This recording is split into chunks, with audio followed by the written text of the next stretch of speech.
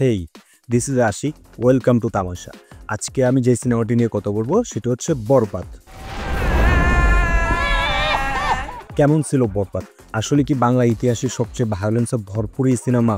এই সিনেমাটা থেকে এমন কিছু দেখিয়েছে যা এর আগে বাংলা সিনেমায় কখনো দেখানো হয়নি? উত্তর হচ্ছে ইয়েস। তো চলেন এই সিনেমাটা নিয়ে ডিটেইলে কথা বলা যাক। এক্স্যাক্টলি কী ছিল এই সিনেমাতে? আমি বলতে পারি আমাদের বাংলা সিনেমাকে এই সিনেমা এক অন্য লেভেলে নিয়ে গেছে, এক অন্য মাত্রা যোগ দিয়েছে। প্রতিটি ফ্রেমের কোনায় কোনায় একটা লাক্সারি ভাইব পাবেন। যারা সিনেমাটি দেখেছেন তারা অবশ্যই এই জিনিসটি খেয়াল করবেন।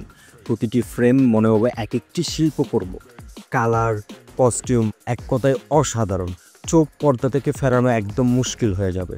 এর সঙ্গে ছিল দুর্দান্ত সাউন্ড ডিজাইন। প্রত্যেকটা সিনের সাউন্ড ডিজাইন এক অন্য লেভেলের অনুভূতি দিয়েছে। আমি শুধু একটা জিনিসই ভাবি, প্রত্যেকটা সিনের জন্য আলাদা আলাদা সাউন্ড ডিজাইন করা হয়েছে। শাকিব খানের জন্য এক ধরনের সাউন্ড ডিজাইন, যিশু সেনগুপ্তর জন্য এক ধরনের সাউন্ড ডিজাইন, মিশা সওদাগরের জন্য এক ধরনের সাউন্ড ডিজাইন। প্রত্যেকটা ইন্ডিভিজুয়াল সিনের জন্য আলাদা আলাদা সাউন্ড ডিজাইন। এই জিনিসটা মাইন্ড ব্লোয়িং। গানের কথা না বললেই নয়, এক একটা গান এক এক ধরনের মুড তৈরি করে, এক এক ধরনের এনার্জি দেয়। সেটা রোমান্টিক সং হোক বা স্যাড সং হোক, প্রত্যেকটা গান আপনি অনুভব করতে পারবেন।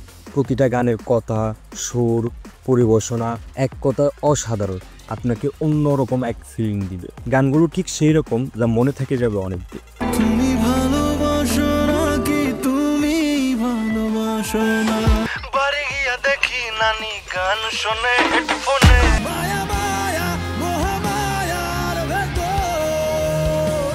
অভিনয়ের ক্ষেত্রে শাকিব খান ছিলেন অন্যরকম, খুবই দুর্দান্ত। ওনার ফাইট, ওনার এক্সপ্রেশন, ওনার ডায়লগ ডেলিভারি প্রত্যেকটা জিনিসই একদম পারফেক্ট। আর ভাইরে ভাই, ওনার চোখের কাজ, উনি চোখ দিয়েই অভিনয় করে গেছেন পুরোটা সিনেমায়। এই সিনেমা দেখার পর আপনি এটা নিঃসন্দেহে বলতে পারবেন যে শাকিব খান একজন চরিত্র অভিনেতা হয়ে উঠতে পেরেছেন।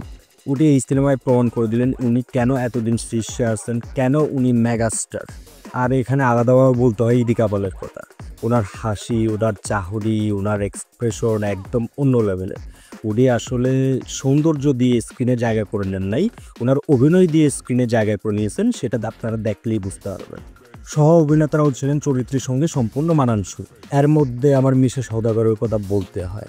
ভাইরে ভাই, উনি যা দেখিয়েছেন, ওনার গদবাঁধা ফর্মুলা ভেঙে একদম নতুন একজন মিশা সওদাগর, একজন চরিত্র অভিনেতা হয়ে উঠতে পেরেছেন এই সিনেমায়। ওনার সেই লাউড অ্যাক্টিং, ওনার সেই ডায়লগ ডেলিভারি, পুরোটা কিচ্ছু নেই এই সিনেমায়। একদম যেটার দরকার পারফেক্ট। আরেকজনের কথা বলতেই হয়, ঝিল্লুর শ্যাম ভট্টাচার্য। ওনার পর্দায় ডায়লগ খুবই অল্প, শুধু শাকিব খানের সাথে থেকে ওনার অভিনয় দিয়ে যতটুকু হৃদয়ে জায়গা করে নিতে পেরেছেন সেটা কয়জনই বা পারত। আমার কাছে মনে হয়েছে এই চরিত্রটা ওনার জন্যই পারফেক্ট ছিল। বরবাদ একটি সিনেমাটিক প্যাকেজ। গর্ব করে বলা যায় বরবাদ আমাদের বাংলা ফিল্ম ইন্ডাস্ট্রির একটি মাইল ফলক। বরবাদের মতো যত সিনেমা হবে আমাদের বাংলা ইন্ডাস্ট্রি ততই এগিয়ে যাবে। চিত্রনাট্য পরিচালনা ছিল 100তে 100, একদম পরিপূর্ণ। এই সিনেমার পিছনে যিনি সবচেয়ে বেশি প্রশংসার দাবিদার তিনি হলেন পরিচালক মেহেদী হাসান হৃদয়। এটি তার প্রথম সিনেমা। হ্যাঁ, এটি তার প্রথম সিনেমা। আর এই প্রথম সিনেমায় তিনি বাজিমাত করে দিয়েছেন। তিনি শুধু একটি সিনেমা বানাননি, তিনি সাহস দেখিয়েছেন ট্রেন্ডের বাইরে ভাবতে, একদম গদবাঁধা ফর্মুলা ভেঙে নতুন কিছু ভাবতে। আর এই ভীষণের জন্যই আমরা পেয়েছি বরবাদের মতন এমন অ্যাকশন অ্যান্ড ভায়োলেন্সে ভরপুর একটি সিনেমা। এই সাহসিকতার সাথে ছিলেন প্রযোজকেরাও, যারা ঝুঁকি নিয়েছেন, শিল্পে বিশ্বাস রেখেছেন, আর সেই বিশ্বাসই আজ পর্দায় আলো ছড়াচ্ছে।